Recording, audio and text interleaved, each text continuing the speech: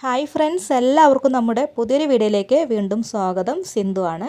ഇന്ന് ഞാനിവിടെ തയ്യാറാക്കിയിട്ട് എടുക്കുന്നത് അത്തിപ്പഴം വെച്ചിട്ടുള്ളൊരു മിൽക്ക് ഷേക്ക് ആണ് കേട്ടോ. അപ്പോൾ ഞാനിവിടെ ഫ്രഷ് ആയിട്ട് കിട്ടണ അത്തിപ്പഴം ഉണ്ടല്ലോ, അത് വെച്ചിട്ടാണ് ഈ ഒരു മിൽക്ക് ഷേക്ക് ഞാനിവിടെ തയ്യാറാക്കിയിട്ട് എടുത്തിട്ടുള്ളത്. അപ്പോൾ നമുക്കിത് എങ്ങനെയാണ് ഉണ്ടാക്കിയിട്ട് എടുക്കാമെന്ന് നോക്കാം.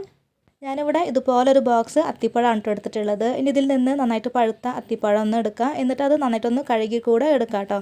നല്ലോണം ഒന്ന് കഴുകി എടുത്തതിന് ശേഷം അതിൻ്റെ തൊലിയൊക്കെ ഒന്ന് മാറ്റിയതിന് ശേഷം നമുക്കിത് ചെറുതായിട്ടൊന്ന് കട്ട് ചെയ്തിട്ട് കൂടെ എടുക്കാം.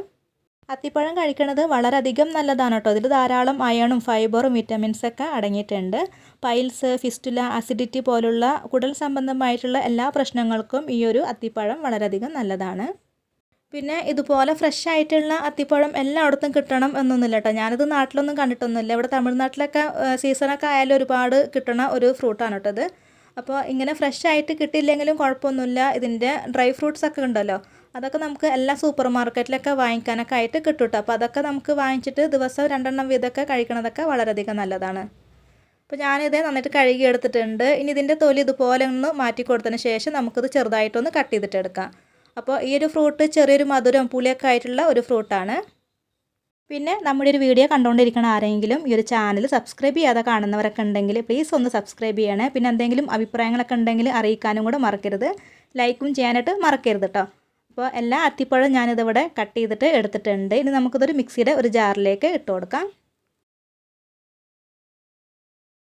ഇനി ഇതിലേക്ക് നമുക്ക് ഈത്തപ്പഴം കുതിർത്തത് ചേർത്ത് കൊടുക്കാം. ഞാനിവിടെ 8 ഈത്തപ്പഴം അതിൻ്റെ ഉള്ളിലെ കുരൊക്കെ ഒന്ന് മാറ്റിയിട്ട് ചെറുതായിട്ടൊന്ന് കട്ട് ചെയ്തിട്ട് എടുത്തിട്ടുള്ളതാണ്. എന്നിട്ട് അത് കുറച്ച് നേരം ചൂടുവെള്ളത്തിലൊക്കെ ഇട്ട് വെച്ച് കൊടുക്കുകയാണെങ്കിൽ പെട്ടെന്ന് തന്നെ അത് കുതിർന്നിട്ടൊക്കെ കിട്ടിക്കോളും. കൂടെ തന്നെ കുറച്ച് കാഷ്നട്ട് കൂടെ ഇട്ട് കൊടുക്കുന്നുണ്ട്. ഇനി ഇതിൻ്റെ കൂടെ തന്നെ നമുക്ക് ഒരു 5 രൂപയുടെ ബൂസ്റ്റ് ഉണ്ടല്ലോ, അതൊരു പാക്കറ്റ് മുഴുവനായിട്ട് ഇതിലേക്കൊന്ന് ഇട്ട് കൊടുക്കാം.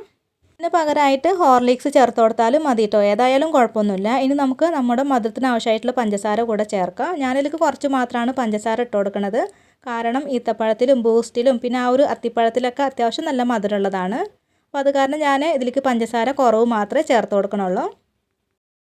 1/2 ലിറ്റർ പാല് നല്ലോണം ഒന്ന് തണുപ്പിച്ചിട്ട് കട്ടാക്കിയിട്ട് എടുത്തിട്ടുള്ളതാണ് ഇതിലേക്ക് ഒഴിച്ച് കൊടുക്കുന്നത്. ഞാനിവിടെ കാച്ചാത്ത പാല് തണുപ്പിച്ചിട്ട് എടുത്തിട്ടുള്ളതാണ്.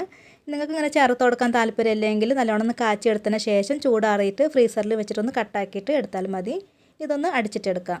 അപ്പോൾ അതേ നമ്മുടെ അത്തിപ്പഴം ഷേക്ക് ഇവിടെ റെഡി ആയിട്ടുണ്ട്. ഇനി നമുക്കിത് ഗ്ലാസ്സിലേക്ക് ഒഴിച്ച് കൊടുക്കാം. അപ്പോൾ വളരെ ഹെൽത്തിയും ടേസ്റ്റിയുമായിട്ടുള്ളൊരു മിൽക്ക് ഷേക്കാണ്. തീർച്ചയായിട്ടും ഒന്ന് ട്രൈ ചെയ്ത് നോക്കുക കേട്ടോ. അത്തിപ്പഴമൊക്കെ കിട്ടുമെന്നുണ്ടെങ്കിൽ എന്തായാലും ഒന്ന് ട്രൈ ചെയ്ത് നോക്കുക. നല്ല ടേസ്റ്റി ആയിട്ടുള്ളൊരു മിൽക്ക് ഷേക്കാണ്. ഇനി ഇതിൻ്റെ മുകളിൽ കുറച്ച് ബൂസ്റ്റൊക്കെ ഒന്ന് വിതറി കൊടുത്താൽ സംഗതി ഉഷാറായി. അപ്പോൾ എല്ലാവർക്കും ഇന്നത്തെ ഈ ഒരു വീഡിയോ ഇഷ്ടമായിട്ടുണ്ട് എന്ന് കരുതുന്നു. വീഡിയോ ഇഷ്ടമായിട്ടുണ്ടെങ്കിൽ ലൈക്ക് ചെയ്യാനും ഷെയർ ചെയ്യാനും കമൻറ്റ് ചെയ്യാനൊന്നും മറക്കരുത്. അപ്പോൾ ഇനി അടുത്ത നല്ലൊരു റെസിപ്പിയുമായിട്ട് വീണ്ടും വരാം. താങ്ക്